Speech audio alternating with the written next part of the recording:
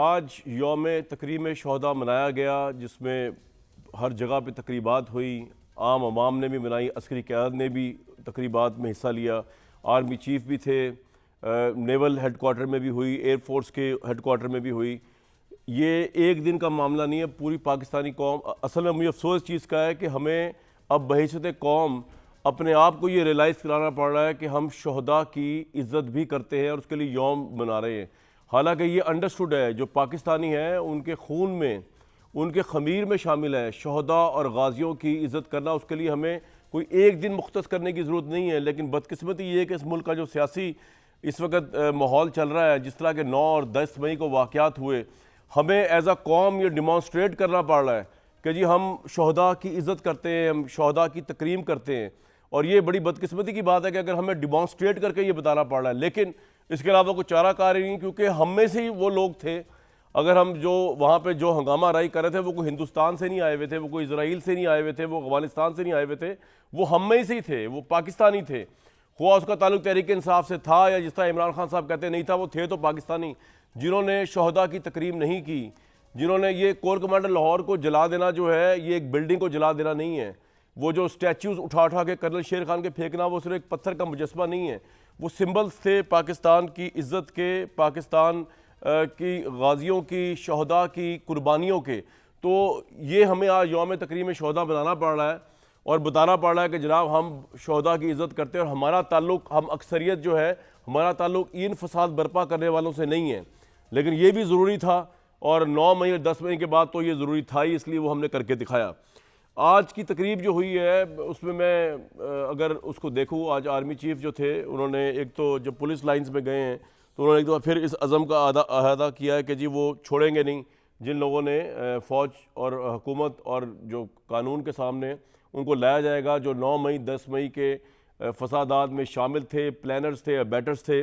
और ये बड़ा ज़रूरी है क्योंकि अगर इनको यहाँ इंसाफ ना हुआ, यहाँ पे कानून की जो है अजारादारी ना हुई इन फसादियों के ख़िलाफ़, इन प्लानर्स के ख़िलाफ़, तो फिर पाकिस्तान जो है ना वो एज अ स्टेट, पाकिस्तान की डिफेंस लाइन, इसकी कोई टके की वैल्यू नहीं रह जाएगी। दूसरा, आज मैं देख रहा था, अगर हम दिखा सकें, एक तस्वीर मेरी नज़रों से गुजरी कि army chief general Syed Asim Munir और उनके बिल्कुल साथ थे साबिक army chief general Qamar Javed Bajwa. ये ज़रा हम दिखा सकें अगर तस्वीर। इस तस्वीर से जो मैसेज मैंने रीड किया वो ये है कि फ़ौज जो है वो ऑब्वियसली बाजवा साहब पे लगाए गए जितने भी तहरीक इंसाफ या इमरान खान साहब के इल्ज़ामात हैं उनको यकसर रद्द करते हुए वो अपने साबिक आर्मी चीफ की भी उसी तरह रिस्पेक्ट और इज़्ज़त करती है और ये डिमॉन्स्ट्रेट कर रही है कि हम उसे छोड़ेंगे नहीं। मीन उसको ये नहीं हो सकता कि जी एक बंदा उठ के कभी साजिश का इल्ज़ाम अमेरिका पे लगा दे, कभी फिर वो बाजवा साहब पे डाल दे, तो फ़ौज जो है वो उसको उस तरह रीड कर रही होगी।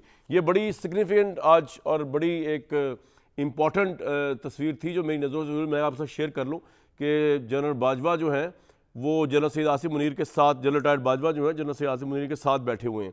इस वक्त जिस तरह रेजिग्नेशन चल रहे हैं तहरीक इंसाफ के, जिस तरह तहरीक इंसाफ में एक तोड़ फोड़ चल रही है, इसमें सवाल ये उठता है कि इमरान खान एक जीती जिताई बाजी को किस तरह यहाँ तक ले आए, या हालात ये ऐसे थे कि इमरान खान मजबूर हो गए कि उनके पास कोई चारा नहीं था सिवाय इसके कि वो पीडीएम को छोड़ के, शहबाज शरीफ को छोड़ के सीधा फ़ौज पे अटैक करते, फ़ौज से कन्फ्रंट करते। और आज ये दिन देखना पड़ रहा है कि तहरीक इंसाफ पंजाब में तकसीम, तहरीक इंसाफ में फवाद चौधरी साहब, शीरी मज़ारी, अनगिनत साबिक MNA, अनगिनत साबिक MPA, असद उमर साहब, खैर उनकी तो बड़ी डिप्लोमेटिक प्रेस कॉन्फ्रेंस थी, उसको बाद में देखेंगे, शीरी मज़ारी। इसी तरह हमने देखा कि अभी मलिका बुखारी साहिबा जो है उनके अनकरीब प्रेस कॉन्फ्रेंस आने वाली है, उनको रिहा कर दिया गया है, तो शायद वो भी छोड़ जाएंगी। तो मैं इस बात में भी हैरान था कि ये इतनी बड़ी नज़रियाती जमात जो है इमरान खान ने कहाँ पे इनको ले गए, या फिर इमरान खान के पास कोई और जस्टिफिकेशन है कि उनके पास कोई और चारा ही नहीं था सिवाय इसके कि फ़ौज के साथ सीधा ही लड़ जाए जाके। लेकिन मैं एक चीज़ आपको दिखाऊँ, राना सनाउल्लाह साहब जो हैं उनके ख़िलाफ़ मैंने बेतहाशा शोज़ किए जब वो वज़ीर दाखिला थे, लेकिन मैं हैरान इस बात पे हूँ कि तहरीक इंसाफ के लोगों ने 2-2 दिन, 4-4 दिन, 10 दिन जेलों में गुजार के जिस तरह इमरान खान को छोड़ा है, ये राना सनाउल्लाह जिस वक्त इमरान खान के बनाए हुए केस में जेल में कस्टडी में थे, जेल हकाम की, उस वक्त आप इनका जज्बा देखे मैं हैरान। मैं तो समझता ही नहीं था PML नज़रियाती जमात होगी, तहरीक इंसाफ को मैं नज़रियाती जमात समझता था, लेकिन उनकी नज़रियाती जमात की जो शाखें टूट रही हैं और बिखर रही हैं वो तो वल्लाह आलम, लेकिन जो इनके साथ हुआ और उसके बाद इनकी रिजॉल्व जो थी अपनी पार्टी के साथ, इसमें मैं हैरान हूँ। ये वीडियो आज मेरी नज़र से गुजरी है, शेयर कर रहा हूँ, दिखाएं जी राणा साहब को। आ रहा है जो राणा साहब की कमिटमेंट है जेल के, उससे फैसल वाडा साहब, इरशाद भट्टी साहब, अतर काजमी साहब। फैसल भाई, मुझे एक बात बताइए कि अगर आज आप पार्टी में होते तो क्या आप 9 मई को के वाक़यात के बाद एज अ प्रोटेस्ट छोड़ते, या आप कहते कि नहीं मैं इमरान खान के साथ हूं, और ये जो आपके साथी छोड़ छोड़ के जा रहे हैं इनको आप हम ज़्यादा जानते हैं, असद उमर साहब, शीरी मज़ारी साहिबा, फवाद चौधरी साहब, आमिर कियानी साहब, ये आपके ख्याल में किसी दबाव में छोड़ें या वाकई इनको मलामत हुई है कि 9 मई के वाक़यात जो है उसमें इमरान खान साहब ने जो है वो गलत पार्टी को लीड किया और वो इस लीडरशिप के खिलाफ एक नो कॉन्फिडेंस दे के जा रहे हैं? फैसल भाई। बहुत शुक्रिया कामरान शाहिद साहब। कामरान शाहिद साहब, सबसे पहले तो ये कि जब मैं 7-8 महीने पहले मैंने पार्टी छोड़ी या मुझे निकाला गया तो इमरान खान साहब तगड़े थे, तंदुरुस्त थे सियासी तौर पे, और पार्टी आसमान से बातें कर रही थी। बिल्कुल, ये बात सही मैंने है। इमरान खान साहब की सियासत और उनकी जिंदगी बचाने के लिए और जमहूरियत बचाने के लिए अपनी कुर्बानी दी और छोड़ा। अब लोग अपनी जान बचाने के लिए इमरान खान को छोड़ रहे हैं, तो फर्क ये, मैं इमरान खान के लिए पार्टी से निकला और ये इमरान खान से अपनी जान बचाने के लिए जो निकले हैं, तो ये तो फर्क साफ जाहिर हो जाना चाहिए। ठीक। नंबर 2 ये कि इमरान खान साहब ने एक ज़बरदस्त लीडर, एक दलेर आदमी, वो पार्टी को सबको जोड़ने वाला, डेमोक्रेसी को बहाल करने वाला, कैंसर हॉस्पिटल बनाने वाला, यूनिवर्सिटी बनाने वाला, सबको साथ लेके चलने वाला आदमी, करप्शन से पाक दूर रहने वाला आदमी, वो इस जगह पे आ गया कि वो टोकरियां पकड़ के, वो थैले बांध के, वो काले बकरों के बीच में वो मौत की दहाइयां देते हुए, ये तो इमरान खान को हम नहीं जानते थे करप्शन के केसेस में जिसका पैसा उनकी जेब में नहीं गया, लेकिन वो कौन से लोग हैं जिनकी मजबूरी, और वो कौन सी लोग हैं जो उनके कपड़ों से भी ज़्यादा करीब हैं, जिनकी वजह से करप्शन के अंदर उनको अपने हाथ धोने पड़े। वो कौन सांप और खास और कीड़े और गटर के कीड़े थे जिन्होंने उनको समझाया कि तुम फौज के ऊपर हमला कर दो और इस हद तक जमहूरियत को ले जाओ कि आज ये दिन ना देखना पड़े। वो क्या काम कर रहे थे पाकिस्तान के लिए, जमहूरियत के लिए, पाकिस्तान की आवाम के लिए, इमरान खान साहब के इक़्तिदार के लिए, वोटर के लिए, सपोर्टर के लिए, इदारों के लिए, आइन की बका के लिए, किसके तहत कौन सा ऐसा काम हम करने जा रहे थे जिसकी वजह से हम धरना कर रहे थे? धरना हम अपने बाप के लिए कर रहे थे क्या? धरना हम पाकिस्तान के लिए कर रहे थे क्या? धरना हम जमहूरियत के लिए कर रहे थे क्या? धरना हम आइन के लिए कर रहे थे क्या? धरना हम इमरान खान की इक़्तिदार के लिए कर रहे थे? धरना हम कर रहे थे किसी की ख्वाहिश के तहत एक चीफ को चीफ बनने से रोकने के लिए और दूसरे को चीफ बनाने के लिए। हमारा क्या काम है? हम वोटर से, सपोर्टर से लेते वोट, आते इक़्तिदार में अपनी पॉलिसी देते। सुप्रीम कोर्ट का जज कौन है, चीफ कौन है, आईजी कौन है, इससे हमारे का ताल्लुक है? हमने मुल्क चलाना था या इन चीजों में घुसना था? सही बात। लेकिन हमने कत्लो गारत, गोलियां चलवा दी, अरशद शरीफ का कत्ल करवा दिया, अपने आप इमरान खान साहब के ऊपर गोलियां चल गई, मासूम लोगों की शादतें हो गई, अमलात हो गए, कोई गाड़ी के पहिए के नीचे बच्ची आ गई, वो जो रिपोर्टर थी, बहुत सारे अनगिनत कारकुन मारे गए। उसके बाद भी आपको चैन नहीं आया, ठंड नहीं पड़ी, तो आपने इक़्तिदार की खातिर बुनियादें हिला दी मुल्क की, फैसिज्म और टेररिज्म कराकर कि आप घुस गए अपनी। लेकिन फैसल भाई बात ये है कि फैसल भाई बात ये है के अंदर कि इमरान खान जैसे लीडर। शाहिद साहब सुने सर, सुने जी, जी। कामरान शाहिद साहब सुनने प्लीज सर। जी बताएं। और उसके बाद आपको कुछ नहीं मिला, आखिर में आप इस हद तक जा पहुंची है, पार्टी के लोगों के कब्रों के अंदर घुस गए, इतना पोलराइज कर दिया सोसाइटी को। हम निकले थे, मैं निकला था तो मेरी मां जो इस दुनिया में नहीं है, उसकी पीटीआई के ट्रोल्स ने जो सब कुछ किया, लेकिन अब हम इस हद तक गिर सकते थे कि हम शहीद लोगों की कब्रों तक चले जाए, इतना गिर सकते थे। इतना तो दुश्मन मुल्क का आदमी भी नहीं गिर सकता हमारे साथ। और उसके बाद फिर आपने कमर दिखा के पीठ दिखा दी। आपने कहा हम ला ताल्लुकी करते हैं उन मासूम बच्चों से, उन बहन बेटियों से जिनको इश्तियाल दिला के काम किया, जो आपकी मोहब्बत की खातिर आगे गए, उनको आपने पीठ दिखा दी और कहा हम ला ताल्लुकी इख्तियार करते हैं। जब वोटर की इज्जत नहीं, जब सपोर्टर की इज्जत नहीं, जब उसकी फैमिली को रोन दिया, शहीदों को कब्रों तक पहुंच गए, अफवाज को नाला कर दिया, कोई चीज छोड़ी नहीं, धज्जियां उड़ा दी, उसके बाद आप कहते हैं कि हम जमहूरी लोग हैं। ये तो बेशर्मी, बेहयाई है, लानत अगर ये सियासत थी। हम तो कामरान शाहिद साहब, जो अब आज निकल रहे हैं 20 दिन के बाद कि उनको बड़ा अफसोस हुआ, उनको अफसोस हो जाना चाहिए था, उनके ऊपर ही पीठ दिखाई गई है। उनको भी रुसवा करके छोड़ दिया रास्ते पे, किसी के लिए कोई खड़ा नहीं हुआ। और ये जो शैतान अमला था जो इमरान खान के नीचे लेके इमरान खान को यहां तक आया, कोर कमांडर हाउस में भी खास सांप और कीड़े और गटर के कीड़े जो उसको लेके आए, उनका कौन करेगा अजाला? हम तो इमरान खान साहब की आइडियोलॉजी पुरानी पीटीआई की और पुराने इमरान खान के साथ आज भी खड़े हैं। ना हमें नए इमरान खान को जानते, ना नए पीटीआई के मंशूर को जानते, ना हमारा ताल्लुक है इससे। हम तो वही सियासत है जो इमरान खान साहब ने पहाड़ा पढ़ाया था हमें। हम खड़े हैं, हमें याद है, वो भूल गए। लेकिन हम कौम की खिदमत करेंगे, हम उन सांपों को भी निकालेंगे। लेकिन फैसल भाई बात यह है कि आप इमरान खान साहब को, फैज हमीद को भी निकालेंगे, फैज हमीद की चोरियां भी निकालेंगे, फैज हमीद का भयानक जराइम भी सामने लाएंगे, चकवाल भी जाएंगे और कोयटा तक भी जाएंगे और कोयटा में रुकेंगे। दम नहीं लेंगे इससे नीचे दम नहीं होगा कामरान शाहिद साहब। फैज हमीद साहब का क्या इन्फ्लुएंस था इमरान खान साहब पे? कि जिस चीज से बचा रहा था वो एक एक चीज सामने आ गई है। फैज हमीद साहब का क्या इन्फ्लुएंस था इमरान खान साहब पे? फैज हमीद साहब का इन्फ्लुएंस, फैज हमीद साहब के जराइम की अगर मैं गिनती शुरू करूंगा तो मुझे कई हफ्ते लग जाएंगे। करप्शन क्या, कत्लो गारत क्या, इदारे की धज्जियां क्या, जमहूरियत की धज्जियां क्या, जुडिशरी की धज्जियां क्या, ब्यूरोक्रेट की धज्जियां क्या, कत्लो गारत हमारे जैसे पॉलिटिशियंस के साथ क्या हुआ, डेमोक्रेसी के साथ क्या, कौन सा ऐसा जुर्म है, कौन सा ऐसा जुर्म है, कौन सा ऐसा जुर्म है जो कुछ खास ने नहीं किया हुआ?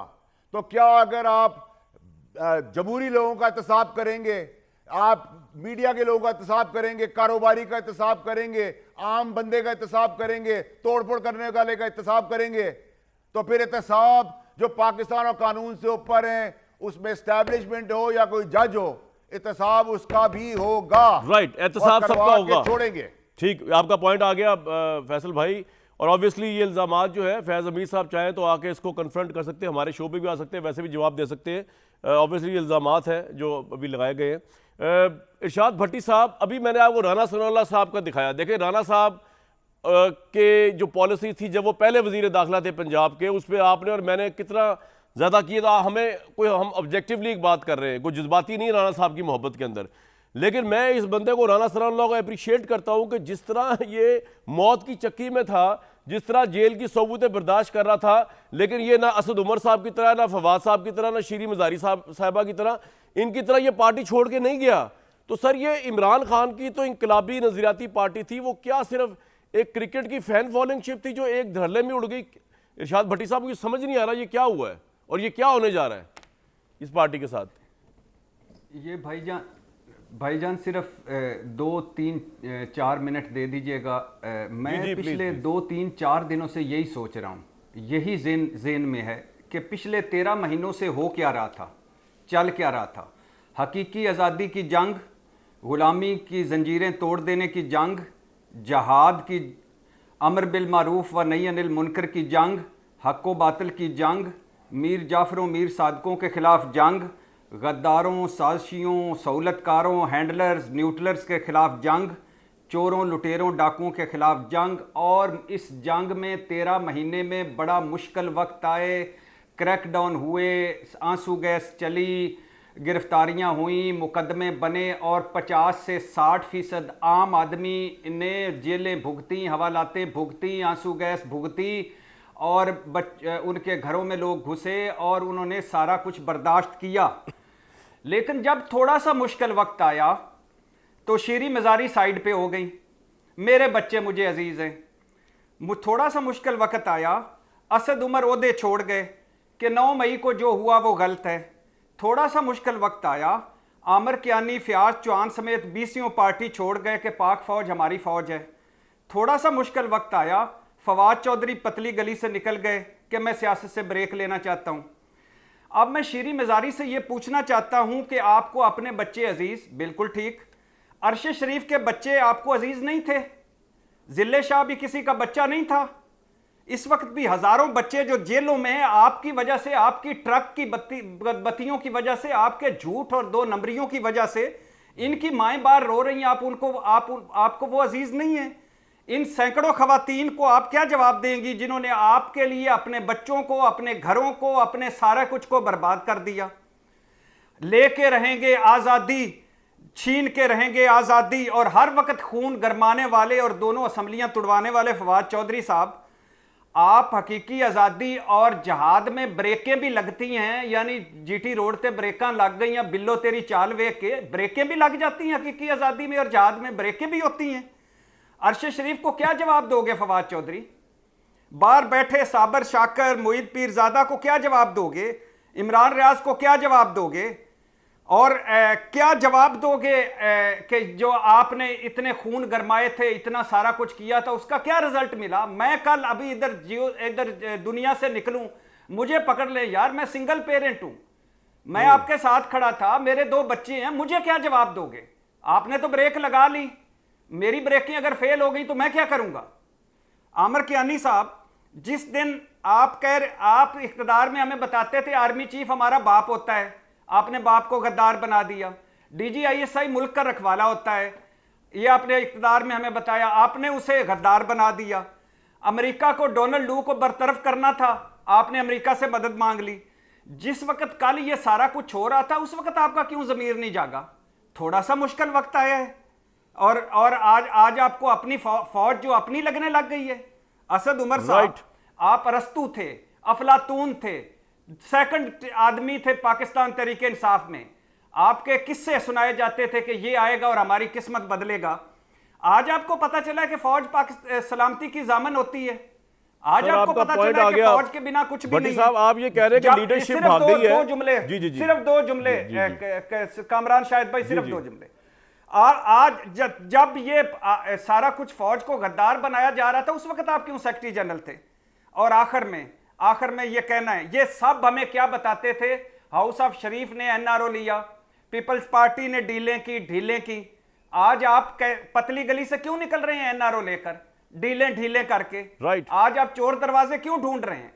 2 दिन की जेल सिर्फ। पॉइंट आ गया आपका। क्या जवाब दोगे जालिमों? बिल्कुल ठीक है। अतर साहब, जो भट्टी साहब कह रहे हैं और जो वाडा साहब ने फरमाया कि ये ठीक नहीं था, अब उसको ज़हन में रखते हुए मेरा खैर आपसे सवाल ये कि क्या इमरान खान से मैसिव मिस मलेका बुखारी जी प्रेस कॉन्फ्रेंस कर रही हैं, इसके बाद आते हैं।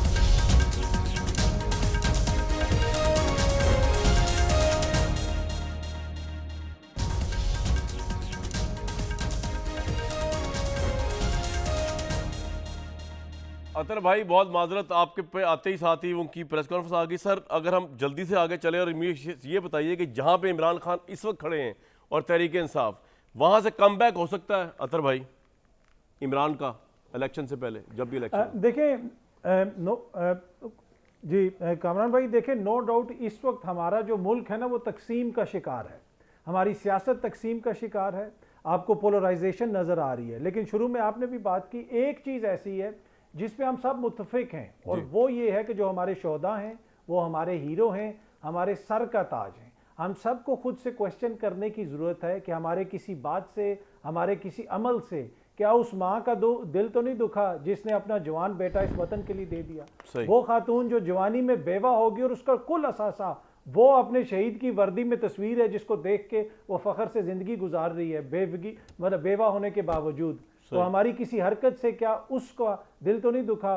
वो जो छोटे छोटे बच्चे किसी शहीद के यतीम हो गए हैं इसलिए कि उनके बाप ने मेरे, आपके और दीगर पाकिस्तानियों के बच्चों के मुस्तकबिल के लिए ये कुर्बानी दी। तो हम सब को सोचने की ज़रूरत है कि हम सियासत को या सहाफ़त को या किसी भी चीज़ को इस नहज पे क्यों लेके आते हैं कि जहाँ पे इस तरह की। बिल्कुल ठीक। लेकिन अतर भाई, आपको लगता है हाँ, इससे डेंट बहुत पड़ा है तहरीक इंसाफ को और इमरान खान को, और कम बैक हो जाएगा उनका, कि मुश्किल लग रहा है आपको?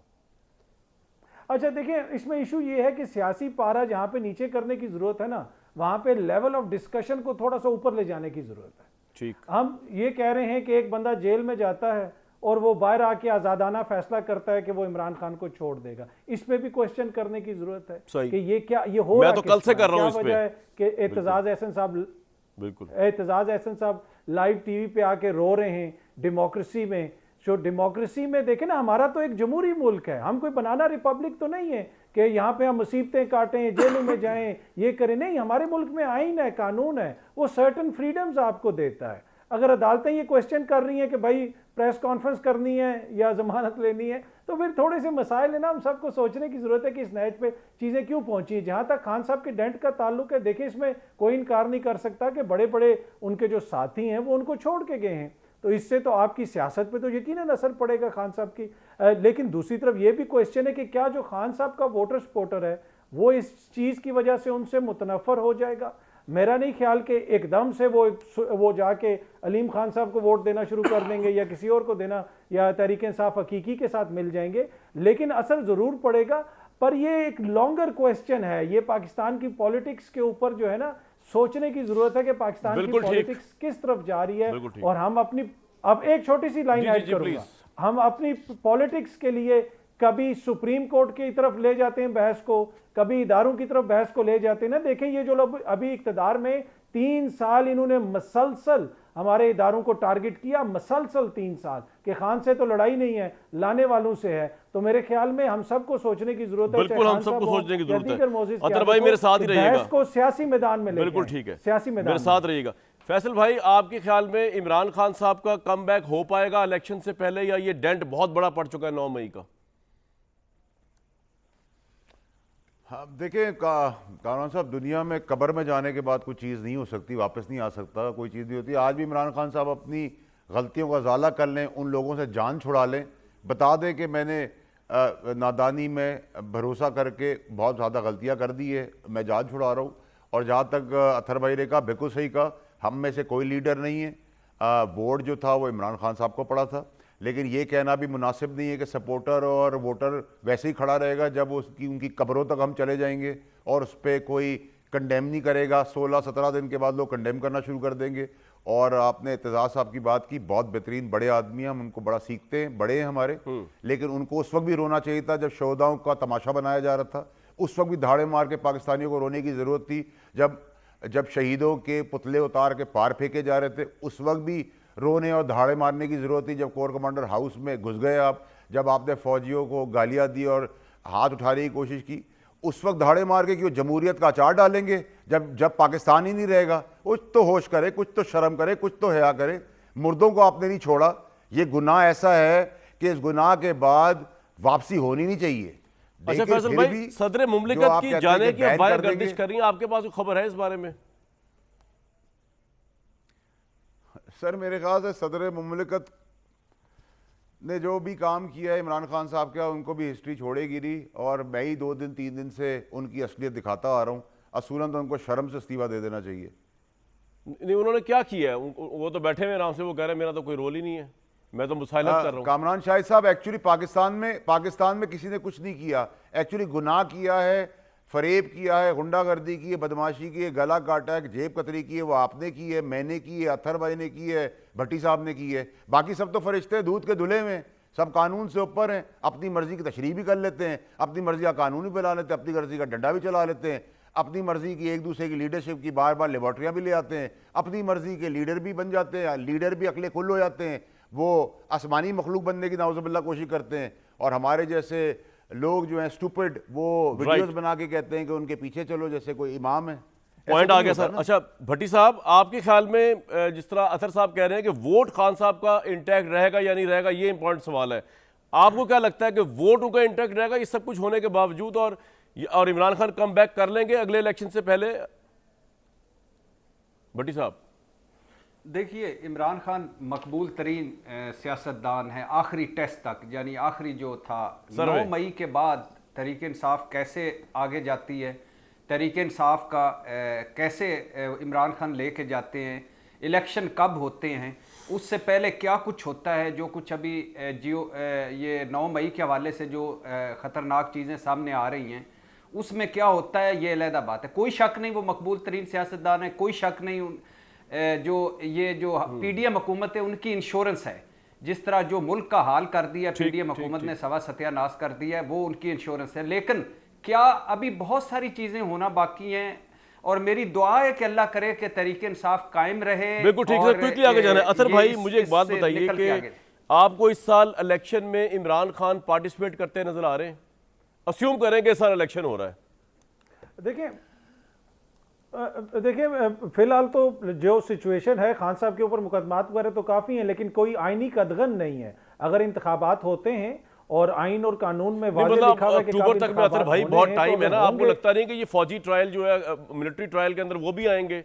जिस तरह की जियो फेंसिंग हो रही है, जिस तरह के मुकदमे बन रहे हैं, जिस तरह के लोग आके बता रहे हैं, जैसे कि फयाज हुसैन चौहान ने बताया कि यौम मजदूर वाले दिन उन्होंने हमें ट्रेनिंग दिलवाई कि जी कोर कमांडर लाहौर के घर किस तरह पहुंचना है, कचहरी पिंडी तक किस तरह पहुंचना है। तो ये चीज़ें भी तो सर आ रही होंगी जो अभी हमारे सामने पूरी तरह नहीं आई। वो तमाम चीज़ें जहन में रख के बताए ना अतर भाई। आई थिंक ये बड़ा इंपॉर्टेंट पॉइंट आपने उठाया। ये वो सारी चीज़ें हैं जिनके हवाले से फिर थारो इन्वेस्टिगेशन होनी चाहिए और सुप्रीम कोर्ट लेवल का एक कमीशन बनाया जाए, ऑडियो कमीशन की तरह, ताकि इसके ऊपर भी इन्वेस्टिगेशन करे और जिसने भी ये घिनौनी हरकत की है, इसलिए कि ये बहुत शुक्रिया फैसल वाडा साहब, इरशाद भट्टी साहब, अतर काजमी साहब। मैं आज के दिन की मुनासबत से आप लोगों को छोड़े जा रहा हूँ। 3 शहदा जो हैं उनकी वालदा हमारे साथ 2 की वालदा और 1 के वालिद हमारे साथ मौजूद थे।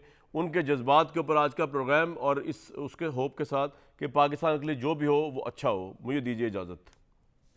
9 मई ने शोदा फैमिली को इतना कोई गमगीन कर दिया है, जिस तरह पाक आर्मी को या आर्म्ड फोर्सेस को, कि हमें ये योम तकरीम शोदा मनाना पड़ा है। शरपसंदों ने शोदा की मोनामेंट्स को, शोदा की तस्वीरों को रहन सहन कर दिया है। इसके लिए कोई हाई पावर कमीशन बनना चाहिए। जो भी इसमें ज़िम्मेदार है, किसी भी बेशक पॉलिटिकल है, बेशक कोई अदरवाइज़ है, उसको नहीं छोड़ना चाहिए। ये माफ़ी तलाफ़ी वाली बात नहीं है। हमारे बेटों ने किसी गवर्नमेंट के लिए, किसी पार्टी के लिए जान नहीं दी, उन्होंने अपने मादरे वतन के लिए जान दी है। गवर्नमेंट को इस पे एक्शन लेना होगा। यही शोहदा हैं जिन्होंने अपने मुल्क और कौम की खातिर अपनी जानों के नजराने पेश किए और दुश्मन की आंख में आंख डाल के उनका मुकाबला किया। हम उन्हें खराज तहसीन पेश करते हैं। मेरा बेटा भी लेफ्टिनेंट नासिर हुसैन, अभी 22 ईयर उनकी एज थी, मेरे बेटे को शहादत नसीब हुई।